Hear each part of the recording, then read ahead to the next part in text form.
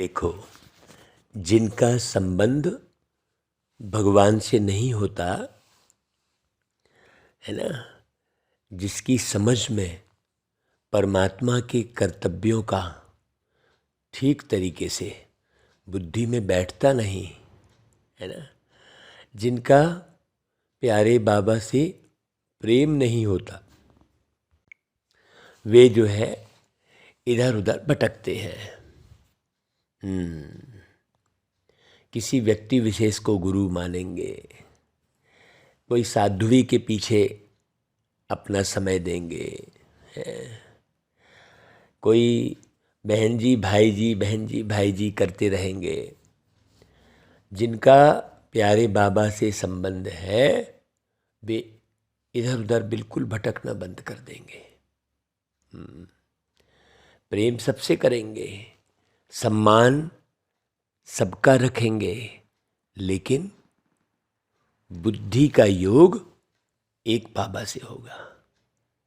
लेकिन जिनका संबंध परमात्मा से नहीं बना है वे निश्चित रूप से भटकते रहेंगे। उनका संबंध फिर रिश्ते नातों से, व्यक्ति वस्तु वैभव से, धन दौलत से, उससे उनका संबंध होता रहेगा। बहुत अच्छी रीति समझना। देखिए, क्योंकि परमात्मा देह दुनिया दौलत रिश्ते नाते मान शान सम्मान इन सब से परे है। जिनका संबंध परमात्मा से हो जाता है वे भी इन सब से परे हो जाते हैं। एक भी आकर्षण नहीं रहता। और संबंध ना होने के कारण ही दुख पाते हैं। किसी चीज़ की समझ विकसित नहीं होती है, क्योंकि बुद्धि के दाता केवल एक परमात्मा है। ज्ञान के सागर केवल एक परमात्मा है। तो अपनी अवस्था की जांच कर सकते हैं आप। यदि आपको ये निश्चय है कि भगवान आए हैं तो आप जो है चैन से समझ लो, आप बैठेंगे नहीं। कौन सी चैन से? दुनिया वालों की तरह। आप भगवान के बारे में बताने के लिए, लोगों का संबंध भगवान से जोड़ने के लिए आप बेचैन रहेंगे। और ये बेचैनी बहुत प्यारी है। इस बेचैनी में अपार शक्ति प्राप्त होती है। और दुनिया की बेचैनी में शक्तिहीन होते हैं। देखो, जब भगवान के साथ, परमात्मा के साथ एक संबंध हो जाता है गहरा, तो दुनिया की बेचैनी खत्म हो जाती है। दुनिया में तो धन दौलत की बेचैनी है, रिश्ते नातों की बेचैनी है, मौत का भय है, बीमारी का भय है, बीमारियों की बेचैनी है। कैसे क्या खाएं तो कहाँ जाएं तो किस प्रकार से करें तो शरीर स्वस्थ हो जाएगा। लेकिन लोगों को ये ज्ञान ही नहीं है कि चाहे जो भी उपाय कर लो, कर्मों का फल तो मिलेगा ही। ये सब बीमारी और जो है कहते हैं ना कि दैविक भौतिक तापा, दैविक भौतिक तापा। इसका बहुत गहरा अर्थ पिछली बुर्लियों में भी बताए हैं। देह के कष्ट होंगे, दैविक मतलब बुद्धि काम नहीं करेगी, दैवी बुद्धि नहीं रहेगी। दैविक कष्ट का मतलब लोग क्या समझ लेते हैं कि देवी देवता कष्ट देते हैं, तो उनकी पूजा में लग जाते हैं। देवी देवता क्यों कष्ट देंगे भाई? आपकी दैवी बुद्धि नहीं बन पाती। दैविक कष्ट मतलब संताप, दैविक भौतिक तापा मतलब भौतिक साधनों में ही बुद्धि लगी रहेगी आपकी। और भौतिक साधनों में बुद्धि लगे रहने के कारण भौतिक साधनों की ही बेचैनी रहेगी मन के अंदर में। ये चाहिए वो चाहिए। और वो भौतिक साधन इकट्ठे तो करेंगे लेकिन उसका पूरा सुख नहीं ले पाएंगे। क्यों? भौतिक साधनों का भी सुख वही व्यक्ति ले सकता है जो चैन से बाबा की याद में रहता है, जिनका संबंध परमात्मा से होता है, वही भौतिक साधनों का एक्यूरेट सुख ले पाता है। नहीं तो अकिचार धन है, खूब गाड़ी बंगले हैं, खूब खाना पीना सब रखा हुआ है, लेकिन खाने का टाइम नहीं है। धन दौलत अपार है, लेकिन उसका सुख लेने का टाइम नहीं है। घर में खूब पलंग वलंग सब रखे, लेकिन सोने का टाइम नहीं है। सोचो, भाग रहे हैं। हमने गीत गाया था ना भाई, भाग रही है भीड़ में दुनिया, पता नहीं है जाना कहाँ, ऐसा गीत बनाया था। तो बाबा कहते हैं, देखो मीठे बच्चे, पतित पावन बाप आए हैं पावन बनाकर पावन दुनिया का वर्षा देने। हाँ, पावन बनने वालों को ही सद्गति प्राप्त होगी। पावन का अर्थ क्या हुआ? पूर्ण समझदार, पूर्ण रूहानी प्रेम से भरे हुए, हाँ, व्यर्थ से पूरी तरह से मुक्त, विकारों से मुक्त। सोचो, बहुत गहरे से समझना। पावन का अर्थ ये नहीं कि सिर्फ ब्रह्मचर्य व्रत का पालन कर लिए तो पावन हो गए। हाँ, एक एक बात की गहरी समझ और सर्व के प्रति शुभ भाव से भरे हुए एक व्यक्ति भी आपकी बुद्धि में उल्टे रूप में नहीं बैठा है। हाँ, बदले के भाव नहीं है, जरा भी घृणा के भाव नहीं है। बहुत गहरा पुरुषार्थ है ये। हाँ, क्रोध का नामो निशान नहीं है, अंश भी नहीं है, उसको कहेंगे पावन। अंश मात्र भी नकारात्मक संकल्प नहीं आ रहे हैं, तब तो बाहर पुरुषार्थ कर लिया और ढेर नकारात्मक संकल्प चल रहे हैं, विचार चल रहे हैं, भय है अंदर में, तो वो पावन थोड़ी कहलाएगा। जमाने भर के दुख है, अगर दुख जो है बाहरी रूप में नहीं है, लेकिन दुख सूक्ष्म रूप में समा गया है, अकेलापन महसूस हो रहा है, बड़ी गहरी बात है पावनता की। है ना भाई? भोगी जीवन योगी जीवन में परिवर्तन होने का मुख्य आधार क्या है? निश्चय। है ना? जो पावन नहीं बना है उसके अंदर वो 100% निश्चय भी नहीं होगा, बस बाहर से बाबा बाबा करता रहेगा, लेकिन गहरा निश्चय नहीं बैठेगा। वो हाँ में हाँ मिला लेगा, इसकी भी हाँ उसकी भी हाँ, ऐसा, लेकिन अंदर निश्चय नहीं बैठेगा। निश्चय अलग बात है। तो जब तक निश्चय नहीं है कि हमको पढ़ाने वाले स्वयं प्यारे परमात्मा हैं, मेरे पिता हैं, मेरे बाबा हैं, बेहद के बाप हैं, तब तक ना तो योग लगेगा, न पढ़ाई ही पढ़ सकेंगे। हाँ, सुनेंगे मुरली, हाँ, लेकिन परिवर्तित नहीं होंगे, तो भोगी के भोगी ही रह जाएंगे। कई बच्चे ऐसे हैं, बाबा बता रहे हैं अपना अनुभव, कई बच्चे ऐसे हैं जो क्लास में आते हैं लेकिन पढ़ाने वाले में निश्चय नहीं है। समझते हैं हाँ कोई शक्ति है, लेकिन निराकार शिव बाबा पढ़ाते हैं, यह कैसे हो सकता है? यह तो नई बात है। ऐसे पत्थर बुद्धि बच्चे परिवर्तन नहीं हो सकते, वैसे के वैसे बने रहते हैं। हाँ, न उनकी दृष्टि बदलती, न उनका रहन सहन बदलता, न खान पान बदलता, मतलब दैवी गुण दिव्य शक्ति अलग बात है। गीत है ना, मात पिता, है ना, स्वामी सखा, गुरु मात पिता स्वामी सखा, वो ओम नमः शिवाय जो गीत है।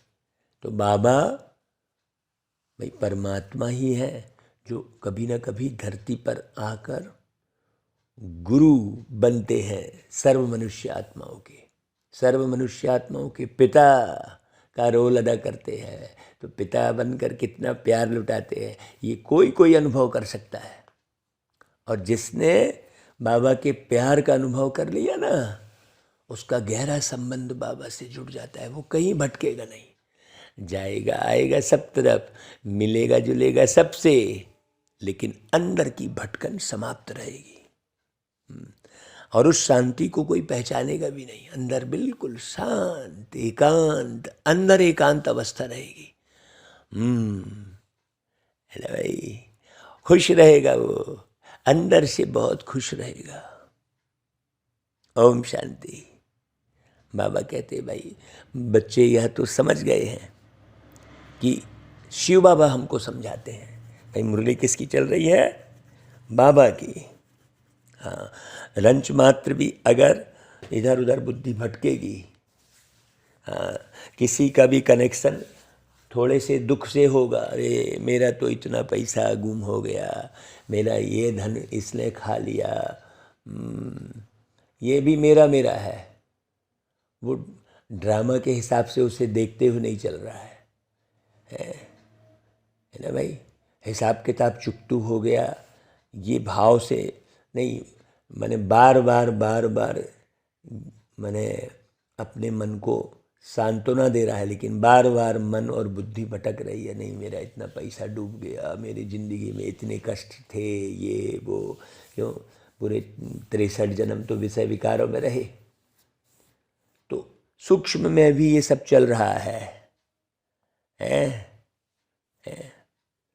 तो वो नहीं समझ पाएंगे कि शिव बाबा हमको समझाते हैं।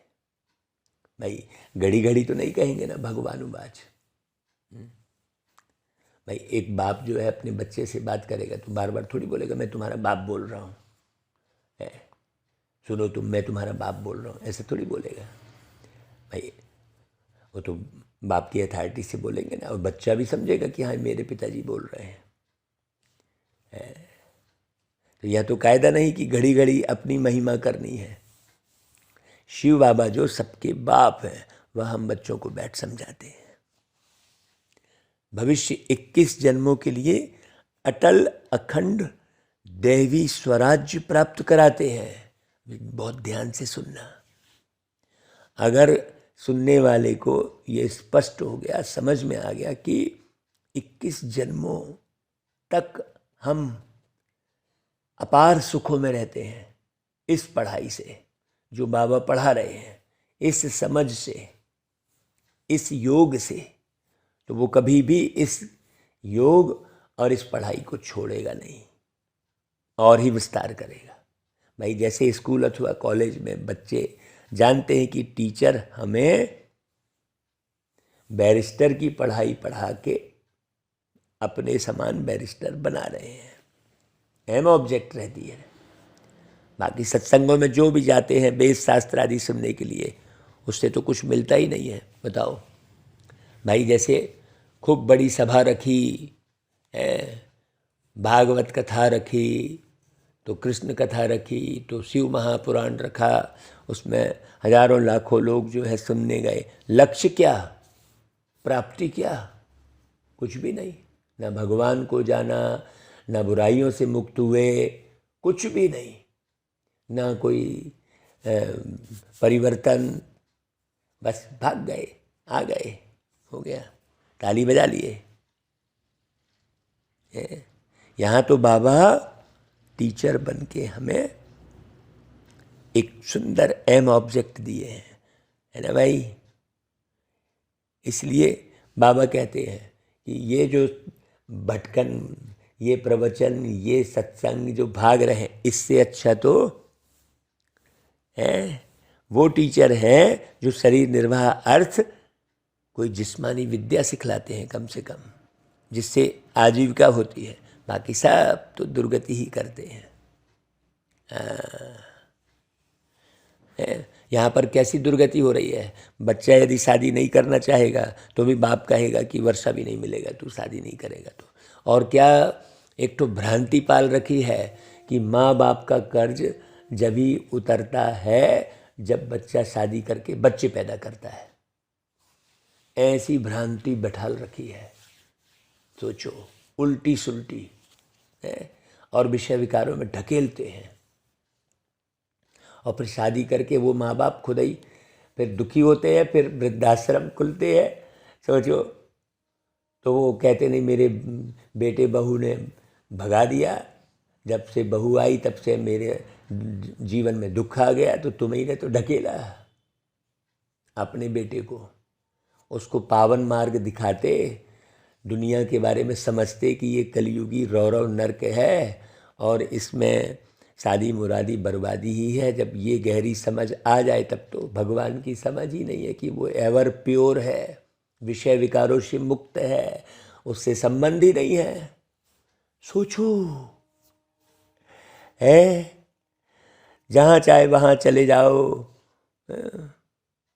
सोचो, आप जाओ कहीं भी, आपको यदि सुख मिल रहा है, कुछ ज्ञान मिल रहा है तो समझ में आएगा। यहाँ तो बाबा अमृत भी पिलाते हैं और वर्षा भी देते हैं। कहते हैं पवित्र बनो तो पवित्र दुनिया के मालिक बनेंगे। ये बड़ी गहरी बात। कितना फर्क है हद के बाप में और बेहद के बाप में। वह रात में ले जाते और यह दिन में ले जाते हैं। सोचो, वो अंधेरे में ढकेलते हैं विषय विकारों में, क्रोध की अग्नि में। सोचो, ऐसा ही कौन सी जोड़ी है जो काम क्रोध लोभ मोह अहंकार से बची हुई है? इस संसार में एक भी ऐसी जोड़ी नहीं है, एक भी ऐसा घर नहीं है, एक भी ऐसे पति पत्नी नहीं है जो विषय विकारों से मुक्त हों। और लक्ष्मी नारायण, राधे कृष्ण, सीताराम, इनकी पूजा क्यों हो रही है? क्योंकि विषय विकारों से मुक्त है। तो यहाँ आते ही है असुरों से देवता बनने। बाबा समझाते हैं दुनिया में तो सब आसुरी मत वाले हैं। बाबा कहते हैं यह इंद्रप्रस्थ है। हाँ, है कि नहीं भाई? यहाँ से इंद्रियां जो है सतो प्रधान बनने के लिए प्रस्थान करती है। ये वो स्थान है बाबा का। कोई असुर भी छिपकर आए बैठते हैं। हाँ, ऐसे अमृत जो ज्ञान अमृत बट रहा है, सबको ज्ञान बोल देते हैं। वो खाने पीने का ज्ञान, इसका ज्ञान, दुनिया भर का ज्ञान बोल देते हैं। ज्ञान तो है विषय विकारों से मुक्त होने का। तो सब सेंटर्स पर ऐसे छिपे असुर बहुत आते हैं, फिर घर में जाकर विष पीते हैं। है तो कहते हैं काम बिगड़ तो चल न सके, वह पत्थर बुद्धि बन पड़ते हैं। बाप को पहचानते ही नहीं, निश्चय बिल्कुल ही नहीं है कि हमको बेहद का बाप पढ़ाते हैं। ऐसे ही आकर बैठ जाते हैं तो न योग लगेगा न पढ़ाई ही पढ़ सकते।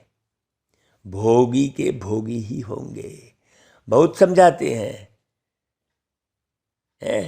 लेकिन समझ नहीं पाते। वो समझते हैं हाँ ठीक है, कोई शक्ति है बस। भाई कहते निराकार शिव बाबा कैसे आ सकते हैं? कोई शास्त्र में भी लिखा हुआ नहीं है। भैया तो है नई बातें। गाते भी हैं शिव जयंती, परंतु पत्थर बुद्धि होने के कारण समझते ही नहीं हैं। भाई शिव हैं तब तो सब भक्त याद करते हैं, कहते भी हैं शिवाय नमः, समझते हैं वह परम धाम में रहते हैं। हमारा बाप भी है परम पिता, तो वह सबका फादर हो गया ना भाई। और आप समझाने बैठोगे जाओगे तो वो ऐसे गुरु लोग सुनेंगे भी नहीं आपकी, और ही गुस्सा हो जाएंगे, भरी सभा में आपकी बेइज्जती कर देंगे। सोचो, तो अंगद की तरह आप जाओ ऐसे साधु बने रावणों के पास और अपनी बेइज्जती भी कराओ। ऐसा राम भक्त चाहिए जो अपना आसन स्वयं बनाए। वो आपको आसन नहीं देंगे, वो आपको सम्मानित नहीं करेंगे, बिल्कुल नहीं। आपकी तरफ देखेंगे भी नहीं। वो समझ जाते हैं कि नहीं भैया, इनके सामने में हमारा जो है ना ये धंधा सब खत्म हो जाएगा, हमें जो इतना नाम मान शान मिल रहा है वो सब खत्म हो जाएगा इनके सामने। आप जाके देखो, पता लगेगा, कोई इज्जत नहीं करेंगे तुम्हें। तो जैसे वो दिखाया है ना भाई कि अपनी पूंछ ही बनाई बड़ी और देव ऊपर बैठ गए। सोचो, तो बाबा को जो समझ जाएंगे वो बिल्कुल उनका जीवन ही बिल्कुल अलग होगा। देह दुनिया दौलत से परे, नाम मान शान से परे हो जाएंगे, इतनी खुशनुमा रहेंगे, अंदर से इतने हल्के रहेंगे। बाप भाई परमपिता मिला बोला भाई, तो हमारा बाप भी परमपिता, तो वो सबके फादर हो गए ना। भारत में ऐसे भी हैं जो फादर को नहीं मानते। मनुष्यों को समझाना बहुत मुश्किल है। मनुष्य तो यह भी नहीं समझते कि अभी दुर्गति का ही समय चल रहा है, चाहे तुम कुछ भी कर लो। भक्ति मार्ग में पहले अव्यभिचारी भक्ति थी, अब व्यभिचारी बन गई है। व्यभिचारी और अव्यभिचारी में कितना अंतर है सोचो। वह पाप आत्मा और वह पुण्य आत्मा। अव्यभिचारी भक्ति है ही सच्ची भक्ति। हाँ, तो जो मुरली सुनेंगे, अच्छी रीति समझेंगे, वे जरूर कहीं नहीं भटकेंगे। हाँ, है ना भाई। तो जब जब अव्यभिचारी भक्ति थी, तब कब, कौन से समय में? द्वापर में। तो मनुष्य सुखी भी रहते हैं, धन दौलत आदि सब रहता है। कलयुग में ही जास्ती दुर्गति को पाते हैं। जब व्यभिचारी भक्ति में आते हैं तब विकारी भी बहुत बनते चले जाते हैं। दिन प्रतिदिन विकार भी जोर भरते जाते हैं। पहले सतो प्रधान विकार थे, अभी तमो प्रधान विकार हैं। हाँ देखो, ये बहुत गहरी पॉइंट बोले हैं बाबा ने। विकार भी, विकार के लिए भी बाबा सतो प्रधान और तमो प्रधान शब्द का यूज कर रहे हैं। मतलब कितनी गहरी बात है। आप अच्छे से समझना, तब आप दुनिया से वैराग्य आपको प्राप्त होगा, नहीं तो लटके फंसे रहेंगे। ये लाइन को समझना, सतो प्रधान विकार और तमो प्रधान विकार। हाँ, बहुत हैं जो ब्रह्मचर्य व्रत का पालन करते हैं, लेकिन उनके अंदर दूसरे सारे विकार भरे रहते हैं। अरे खूब है, बाकी तो सब बिल्कुल ही तमो प्रधान है। घर घर में कितने झगड़े। तो शिव बाबा बैठ बच्चों को समझाते हैं, बच्चे जरा बाबा को अच्छी रीति पहचानो भाई। हैं भाई, श्री कृष्ण जी तो बाप नहीं ठहरे ना कि सबके, कोई की भी बायोग्राफी नहीं जानते भाई। श्री कृष्ण जी हैं कौन, कब आए, कैसा जीवन जी के गए, सब झूठी झूठी कहानी ऐसी गढ़ी है कि जिसका हिसाब नहीं है। हाँ, बाबा कहते कि भाई परमपिता परमात्मा तो है ही पतित पावन। परमपिता परमात्मा को मानते हैं कि वह ज्ञान के सागर हैं, तो पानी के सागर थोड़े ही पतित पावन नॉलेजफुल हैं भाई। मनुष्य तो पानी के सागर से निकली हुई पानी की नदियाँ को पतित पावन ही समझ लेते हैं। उनसे पूछना चाहिए कि जैसे गीता के भगवान का ऑक्यूपेशन पूछा जाता है, निराकार परमपिता परमात्मा है रचयिता और श्री कृष्ण है रचना। अब बताओ भाई, गीता के भगवान कौन? भगवान तो एक को ही कहेंगे ना भाई। फिर व्यास को भगवान कैसे कह सकते हैं? तो ऐसे ऐसे प्रश्न पूछना चाहिए। पतित पावन परमपिता परमात्मा ज्ञान के सागर हैं, उनसे यह ज्ञान गंगाएं कैसे निकलती हैं? परमपिता परमात्मा ब्रह्मा मुख कमल द्वारा ब्राह्मण मुख वंशावली रचते हैं। भाई यहाँ तो बात ही अलग है ना, दुनिया में ऐसी बातें तो हो ही नहीं सकती, है ना। तो जो ब्रह्मा मुख वंशावली है, उन्हों को ब्रह्मा मुख से ज्ञान मिल रहा है, जिससे सदगति को पाते हैं। अब पानी के सागर से पावन बनते हैं, वह ज्ञान सागर से। सोचो, पानी से मनुष्य तो पावन हो न सके भाई, पानी तो इस शरीर को चलाने के लिए है। तो यह पहेली भी पूछनी पड़े। इनको पूछने से फिर पावन दुनिया का मालिक बन सकते हैं। बुलाते तो उनको ही है कि हे पतित पावन सीताराम, फिर गंगा में स्नान आदि करते हैं। तो यह पहेली भी ऐड करनी चाहिए। समय पर हर एक चीज़ शोभती है। जैसे वो गीता के भगवान वाली पहेली है, वैसे यह भी एक पहेली है। तो ख्याल तो चलते हैं ना भाई, क्या ऐसी चीज़ बनाए जो मनुष्य सदैव अपने पास यादगार रखें। अच्छी चीज़ होगी तो अपने पास रखेंगे, और कागज आदि तो फेंक देते हैं भाई। देवताओं की अच्छी चीज़ होगी तो वह फाड़ेंगे नहीं। तो सर्विस की प्रैक्टिस वालों का सारा दिन विचार सागर मंथन चलता रहेगा और काम करके दिखाएंगे। सिर्फ कहना नहीं है कि ऐसा करना चाहिए, या किसको कहते हो भाई ये ऐसा करना चाहिए, उसको ऐसा करना चाहिए। बहुत लोग हैं बस कुछ पुरुषार्थ नहीं करेंगे, लेकिन ये करना चाहिए, वो करना चाहिए, ऐसा नहीं होना चाहिए, वैसा होना चाहिए। तो तुम करके दिखाओ ना भाई। भाई बाबा करेंगे या बच्चे करेंगे? बोलो कौन करेगा? भाई बाबा तो डायरेक्शन देते हैं ना। नहीं बोले बाबा कराएंगे, बाबा की मर्जी होगी तो हो जाएगा, ऐसा बोलते हैं। अरे बाबा की मर्जी ही है तब तो वो धरती पर आए हैं और पढ़ा रहे हैं। सोचो।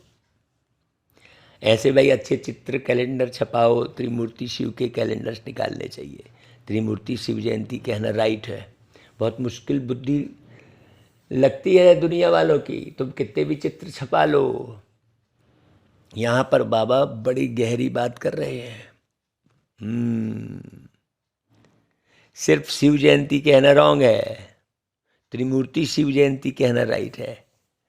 हाँ, बाबा ने कहा देखो एक बच्चे का दिल है कि त्रिमूर्ति शिव जयंती का कैलेंडर बनावे, सो भी रंगीन। त्रिमूर्ति से समझानी अच्छी मिलती है। बाबा लॉकेट भी इसलिए बनवाते हैं कि उनसे अच्छा समझा सकते हैं। ब्रह्मा द्वारा शिव बाबा सद्गति करते हैं, तो जो मेहनत करता है वही विष्णुपुरी का मालिक बनता है। बाकी जो ज्ञान नहीं लेते उनका तो विनाश हो जाता है। हाँ, वह सजाएं भी खाते हैं, पद भी नहीं पाते। भगत भगवान को याद करते हैं, परंतु जब भगवान आते हैं तब कितने थोड़े उन्हें पहचान कर उनका बनते हैं। कोटों में कोई जो मुक्ति के लिए पुरुषार्थ करते हैं वह पद अच्छा पा नहीं सकेंगे। बहुत सारे बच्चे हैं, हाँ, बाबा को कैसे मालूम है? सोचो, बाबा को सब मालूम है। बहुत से बच्चे हैं जो बांधेले हैं, बांधेलियाँ हैं, हाँ, जो तड़फते रहते हैं बाबा की सेवा में। लेकिन हाँ, ऐसी बांधेलियाँ हैं, ऐसे बांधेले हैं जो क्या करें, तोड़ भी निभाना है कि नहीं? सब कुछ जानते हुए भी, सब कुछ महसूस करते हुए भी बंधन में बंधे होने के कारण बस बाबा को याद करते हैं और चुपचाप बने रहते हैं। क्यों? कई बच्चे ऐसे धोखेबाज हैं, हाँ, जो हाँ हाँ हाँ हाँ करते रहेंगे, मुंडी हिलाते रहेंगे, बाबा बाबा कहते रहेंगे, मुरली भी सुनेंगे, लेकिन संगठन की शक्ति नहीं होगी।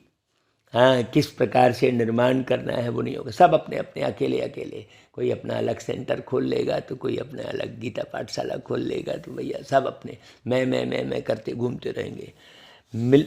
मिलजुल कर और आगे बढ़ें, छीरखंड होकर इस पूरे बने संसार की सेवा करें, वो स्थिति बनी नहीं है ना भाई? तो कोटों में कोई है, बाबा कहते हैं, जो मुक्ति के लिए पुरुषार्थ करते हैं वह अच्छा पद पा नहीं सकेंगे, विकर्म विनाश नहीं होंगे। इसलिए साक्षात्कार कराया था। धर्म स्थापक भी आते हैं दृष्टि लेने, ये बात ही अलग है। हाँ, याद करते करते विकर्म विनाश करते जाएं तो पद ऊंच पा सकते हैं। ये बड़ी गहरी गहरी बातें हैं बाबा की। कैसे समझाएं, हमको लगता है। और धर्म वाले भी आएंगे, सो भी पिछाड़ी में आएंगे।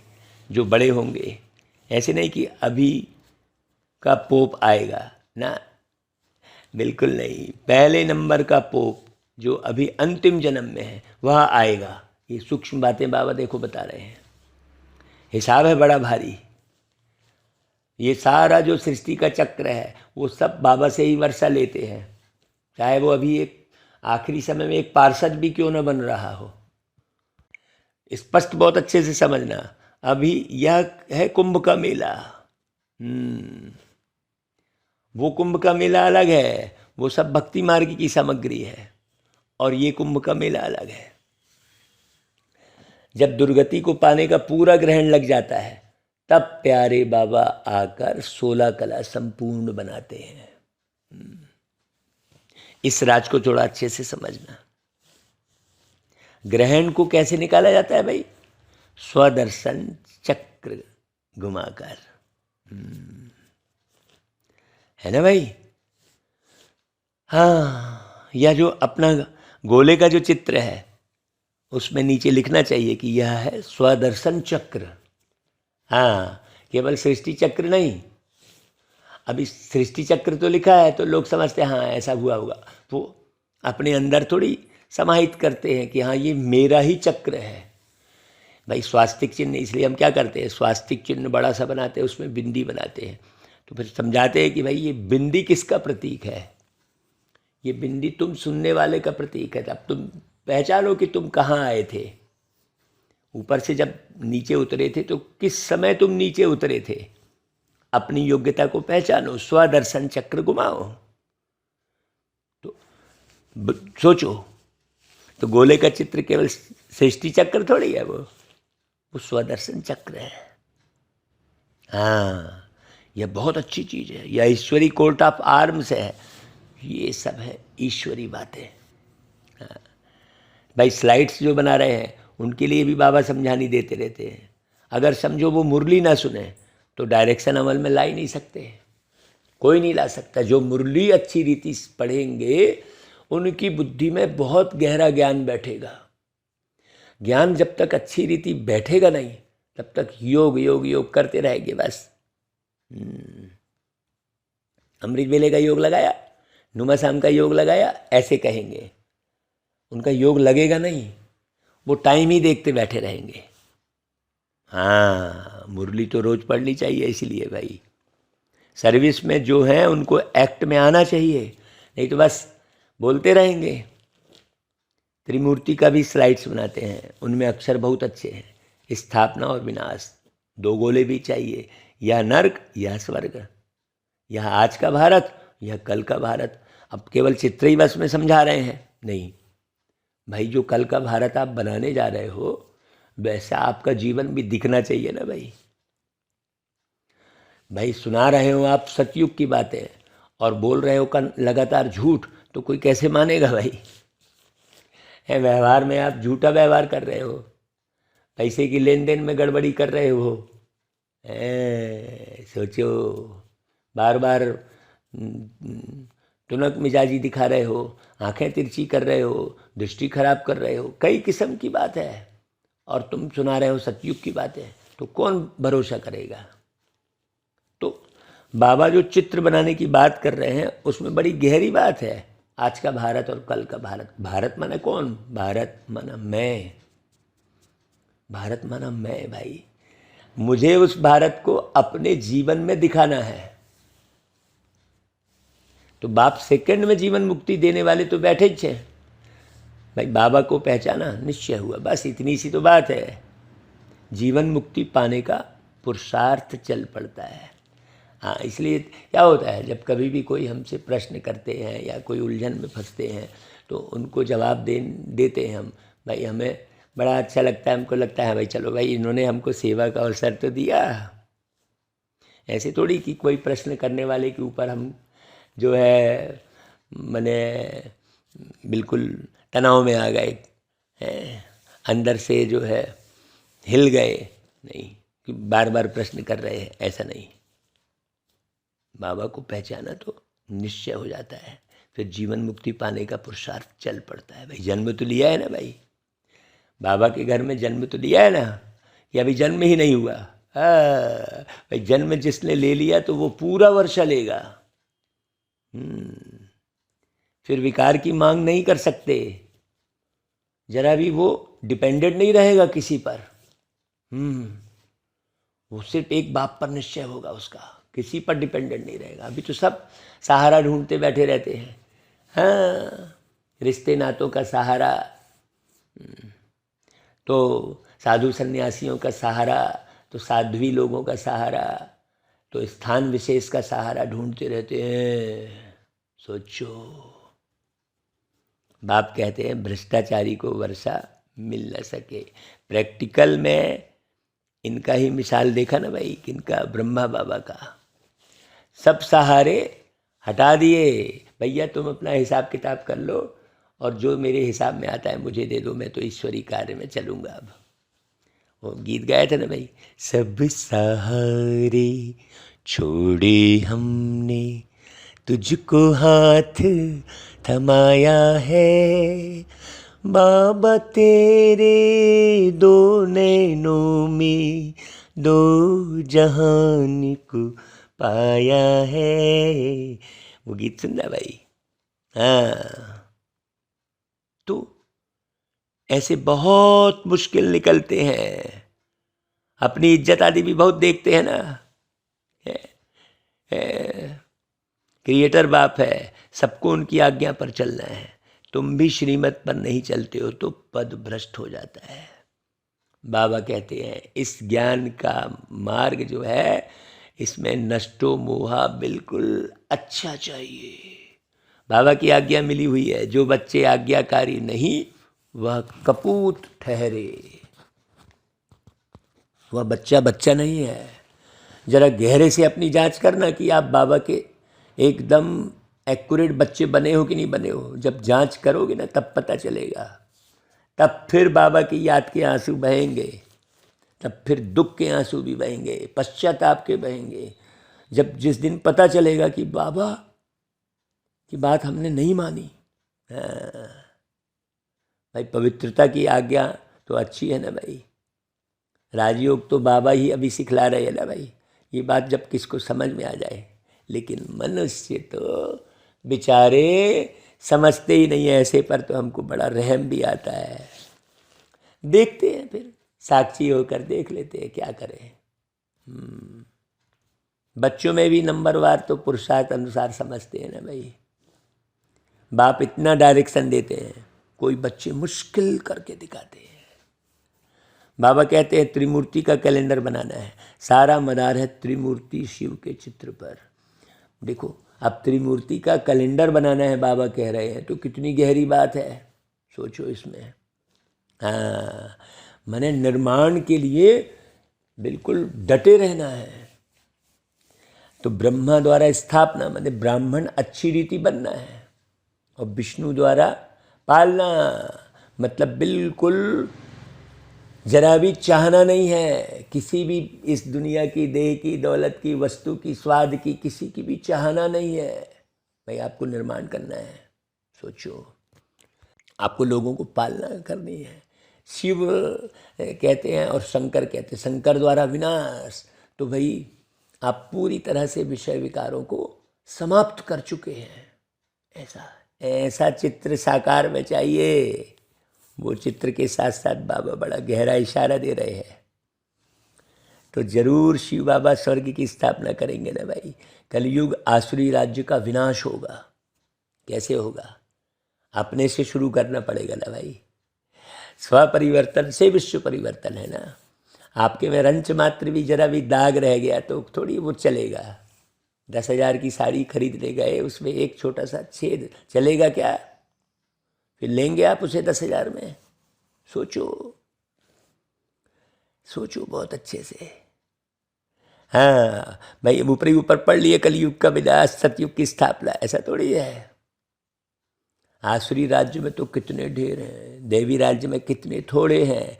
लिखा हुआ भी है अनेक धर्मों का विनाश, एक सत धर्म की स्थापना। तो साधारण बात थोड़ी है।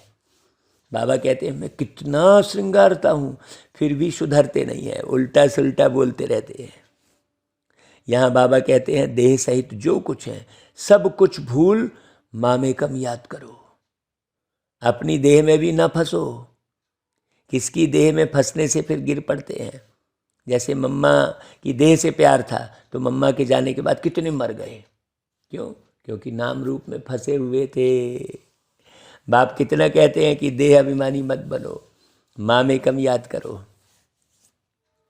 तुम इस ब्रह्मा के शरीर को भी याद नहीं करो। शरीर को याद करने से पूरा ज्ञान उठा नहीं सकते। आप दर्पण में जाकर अपना चेहरा देखते हो तो आकर्षित हो रहे हो, तो फिर आप गए, आप कुछ नहीं कर सकते। हाँ, देही अभिमानी बनने में ही बहुत मेहनत है। बाबा की याद में रहना यह बहुत डिफिकल्ट है।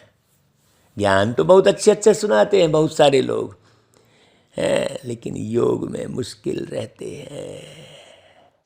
हाँ, जानकी दादी जैसे ज्ञान सुनाती है, कैसा दिखती है देखो योगी। जितना रुस्तम फिर उतना माया के तूफान भी आएंगे। किसी न किसी के नाम रूप में फंस धोखा खा लेते हैं, इसलिए बड़ी खबरदारी चाहिए। योग में ही बड़ी मेहनत है, आपकी दृष्टि फिर डूबी। नॉलेज तो बहुत सहज है, अरे भाई, योग में ही घड़ी घड़ी भूल जाते हैं। इसलिए बाबा कहते हैं विकर्माजीत कैसे बनेंगे। हाँ, योग की मुख्य बात ये है। हाँ, योग में रहेंगे तो पाप भी नहीं होंगे, नहीं तो 100 गुना पाप हो जाता है। यहाँ तो खुद धर्मराज और बाप दोनों साथ हैं, इसलिए खुद कहते हैं कि बाप के आगे कोई पाप नहीं करना, नहीं तो 100 गुना दंड पड़ जाएगा। योग से ही विकर्माजीत बनना है। स्वदर्शन चक्र को तो जानना सहज है। इस गोले के नीचे लिखना है चक्र, न कि चरखा। बाबा युक्तियां तो बहुत बतलाते हैं, बच्चों को एक्ट में आना है। अच्छा भाई, मीठे मीठे सिकिलधे बच्चों प्रति मात पिता बाप दादा का याद प्यार और गुड मॉर्निंग।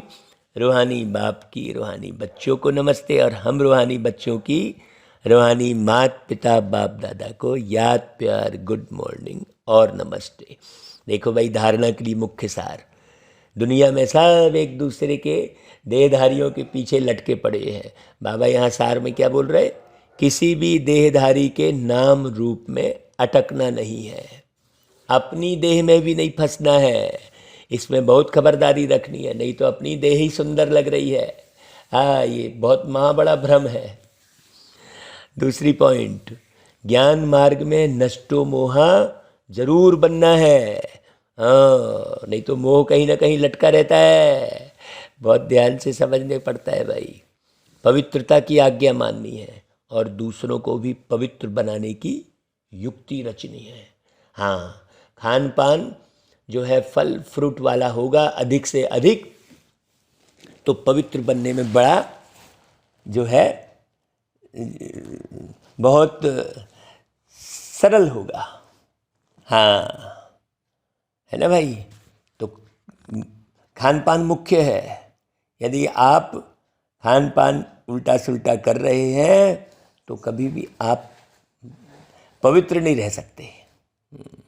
अच्छा भाई, वरदान, सर्व विकारों के अंश का भी त्याग कर संपूर्ण पवित्र बनने वाले नंबर 1 विजयी भाव। संपूर्ण पवित्र वह है जिसमें अपवित्रता का अंश मात्र भी ना हो, हल्की सी भी अंदर चिड़चिड़ाहट ना हो, किसी के प्रति जरा भी हल्की सी भी कोई दूषित भावना ना हो। तो पवित्रता ही ब्राह्मण जीवन की पर्सनालिटी है। यह पर्सनालिटी ही सेवा में सहज सफलता दिलाती है। लेकिन यदि एक भी विकार का अंश है तो दूसरे साथी भी उसके साथ जरूर होंगे। हाँ, जैसे पवित्रता के साथ सुख शांति है, ऐसे अपवित्रता के साथ 5 विकारों का गहरा संबंध है। इसलिए एक भी विकार का अंश न रहे, तब नंबर 1 विजयी बनेंगे। अच्छा भाई, स्लोगन, हिम्मत का एक कदम रखो तो 1000 गुना मदद मिल जाएगी। ओम शांति।